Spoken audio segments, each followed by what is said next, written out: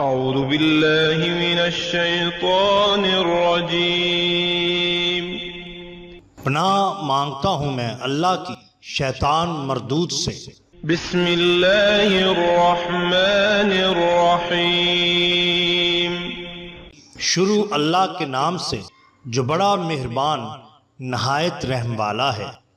The bottom line کے ناظرین کرام، السلام علیکم۔ محترم ناظرین، ہم اپنی آج کی ویڈیو میں حضرت سید عبد القادر جیلانی المعروف حضرت غوث پاک سرکار رحمت اللہ علیہ اور عجیب و غریب چابیوں کے قصے کا حوال آپ کے سامنے پیش کریں گے، جو یقیناً آپ کے لیے دلچسپی کا باعث ہوگا۔ ناظرین کرام، اللہ تعالیٰ کے صاحب فضل و کمال بندوں میں ایک بندے ہیں جو حضرت محبوب خدا غوث الورا، چشمہ نور الہدا، غوث کونین، محافظ ثقلین، قندیل نور یزدانی، کلزم بحر امواج ربانی، بنائے اسرار تصوف عرفانی، فانوس نور حقانی، قطب الاقطاب، فرد الاحباب، الغوث العظم سید عبد القادر جیلانی رحمت اللہ علیہ کا مقام بہت ہی بلند ہے۔ اللہ تعالیٰ نے آپ پر اپنا خصوصی فضل و کرم نازل کر رکھا تھا۔ تمام مشائخ عظام کو آپ سے عقیدت اور ارادت حاصل ہے۔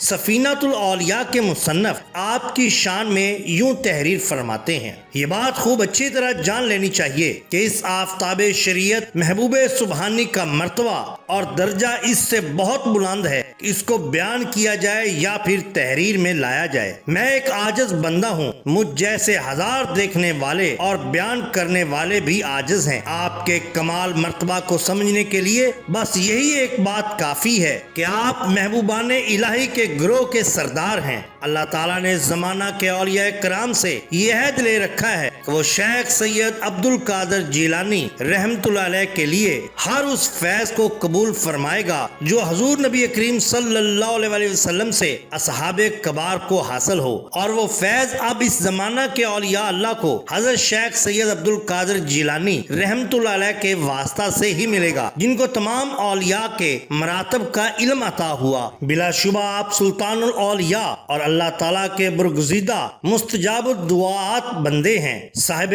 کشف و کرامت ولی اللہ اولیاء وقت نے آپ سے فیوز و برکات کی دولت حاصل کر کے مراتب و مدارج کی منازل طے کی۔ ایک زمانہ آپ کے فیض کاملہ سے مستفید ہوا ہے اور تا قیامت ہوتا رہے گا۔ ہماری آج کی ویڈیو میں ہم آپ کی چند کرامات پیش کر رہے ہیں۔ حضرت شیخ عبد القادر جیلانی رحمت اللہ علیہ طالب علمی کے زمانہ میں بہت تنگ دست رہا کرتے تھے۔ ایک مرتبہ کا واقعہ ہے کہ ان دنوں بغداد میں شدید قحط کی صورتحال پیدا ہو گئی۔ آپ کو کھانے پینے کی چیزیں حاصل کرنے میں بہت دقت پیش آئی۔ کوئی رقم بھی پاس نہ تھی کہ جس سے کوئی چیز خرید لیتے۔ بھوک کی شدت کے باعث آپ پر بہت نکاہت طاری ہو گئی تھی۔ آپ ایک مسجد میں تشریف لے گئے، وہاں جا کر تشریف فرما ہو گئے۔ اسی اثنا میں آپ نے دیکھا کہ ایک نوجوان تازہ روٹیاں اور بھنا ہوا گوشت لے کر مسجد میں داخل ہوا اور ایک کونے میں بیٹھ کر کھانے لگا۔ ابھی اس نے ایک ہی لقمہ اٹھایا تھا کہ اس کی نظر آپ رحمت اللہ علیہ پر پڑی۔ آپ اس کی جانب دیکھ رہے تھے۔ اس نوجوان نے آپ کو کھانے کی دعوت دی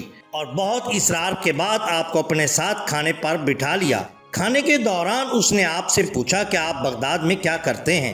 آپ نے فرمایا کہ میں تعلیم حاصل کرنے کی غرض سے بغداد میں آیا ہوں۔ اس نے کہا ایک نوجوان عبد القادر گیلان سے تعلیم حاصل کرنے کے لیے یہاں پر آیا ہوا ہے، کیا آپ اس کو جانتے ہیں؟ آپ نے فرمایا میرا نام ہی عبد القادر ہے اور میں ہی گیلان سے بغداد آیا ہوں۔ یہ بات سنتے ہی وہ نوجوان بہت بے چین ہوا، اس کی آنکھوں میں آنسو آ گئے اور کہنے لگا بھائی آپ میرے مہمان نہیں بلکہ میں آپ کا مہمان اور مجرم ہوں۔ حضرت شیخ سید عبد القادر جیلانی رحمت اللہ علیہ نے پوچھا تم میرے مجرم کیسے ہو؟ اس نے کہا آپ کی والدہ ماجدہ نے آپ کے خرچ کے لیے 8 دینار مجھے دیے تھے کہ میں آپ کو پہنچا دوں، لیکن مجھ سے آپ کی امانت میں خیانت ہو گئی۔ اس کا سبب یہ ہوا کہ بغداد میں آ کر میں نے آپ کو بہت تلاش کیا، کئی روز تک آپ کو ڈھونڈتا رہا لیکن آپ نہ مل سکے۔ اس دوران میرا ذاتی خرچ جو میں ساتھ لے کر آیا تھا وہ بھی ختم ہو گیا اور نوبت فاقوں تک آ گئی۔ آج بھوک کے ہاتھوں مجبور ہو کر آپ کے پیسوں میں سے یہ کھانا خرید کر لایا ہوں۔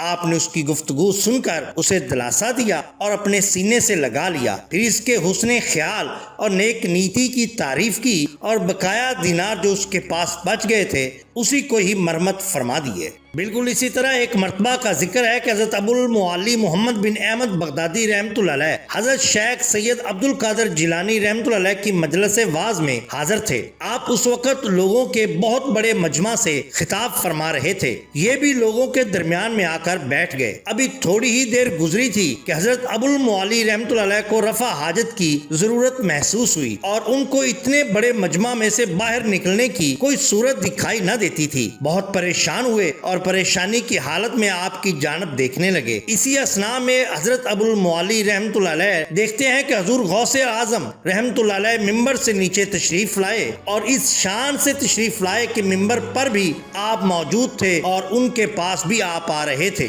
آپ نے ایک رومال نکالا اور حضرت ابو المعالی رحمۃ اللہ علیہ کے سر پر ڈھانپ دیا۔ حضرت ابو المعالی رحمۃ اللہ علیہ نے دیکھا کہ وہ ایک وسیع اور عریض صحرا میں موجود ہیں جس میں ایک نہر کے پاس ایک درخت ہے۔ انہوں نے اس درخت پر اپنی چابیاں لٹکا دیں اور رفع حاجت کے بعد نہر سے وضو کیا، پھر 2 رکعت نفل نماز پڑھی۔ جب انہوں نے سلام پھیرا تو حضور غوث پاک رحمۃ اللہ علیہ نے ان کے سر سے رومال اٹھا لیا۔ اب انہوں نے دیکھا کہ وہ بدستور اسی مجلس واعظ میں موجود ہیں اور حضرت سید عبد القادر جیلانی رحمۃ اللہ علیہ بدستور واعظ فرما رہے ہیں۔ یوں لگ رہا تھا کہ جیسے آپ ممبر سے نیچے تشریف ہی نہیں لائے۔ حضرت ابو المعالی رحمۃ اللہ علیہ نے غور کیا تو ان کے جسم کے اعضاء پانی سے تر تھے اور رفع حاجت کی ضرورت بھی محسوس نہ ہو رہی تھی، لیکن ان کو اپنی چابیاں نہ ملی۔ پھر بہت مدت کے بعد حضرت ابو المعالی رحمۃ اللہ علیہ ایک قافلہ کے ہمراہ عجم کے شہروں کی طرف روانہ ہوئے۔ جب بغداد سے چلتے ہوئے سفر کی منازل طے کرتے ہوئے قافلہ کو 14 دن ہو گئے تو قافلہ اسی صحرا میں جا پہنچا۔ حضرت ابو المعالی رحمۃ اللہ علیہ نے دیکھا کہ وہی نہر ہے اور وہی درخت جس پر چابیاں لٹکائی تھیں۔ درخت کی طرف دیکھا تو ان کی چابیاں اسی درخت پر لٹک رہی تھیں۔ انہوں نے آگے بڑھ کر اپنی چابیاں لے لیں۔ جب قافلہ واپس آیا تو حضرت ابو المعالی رحمۃ اللہ علیہ حضور غوث پاک کی خدمت میں حاضر ہوئے تاکہ تمام واقعہ بیان کریں، لیکن آپ نے ان کا کان پکڑ کر فرمایا، ابو المعالی اس بات کا ذکر میری زندگی میں کسی سے نہ کرنا۔ محترم ناظرین، یہ شان ہوتی ہے اولیاء اللہ کی۔ اگر آپ کو ہماری یہ ویڈیو پسند آئی ہو تو لائک کیجئے، سبسکرائب کیجئے ہمارے چینل دا باٹم لائن کو، تاکہ ہم آپ کے لیے اور بھی بہترین ویڈیوز لا سکیں۔ اپنے دوستوں کا، گرد و نواح کے لوگوں کا بہت خیال رکھیے۔ اللہ اور اللہ کے رسول صلی اللہ علیہ وسلم سے بے حد محبت کیجئے۔ آپ کا بہت شکریہ۔ اللہ حافظ۔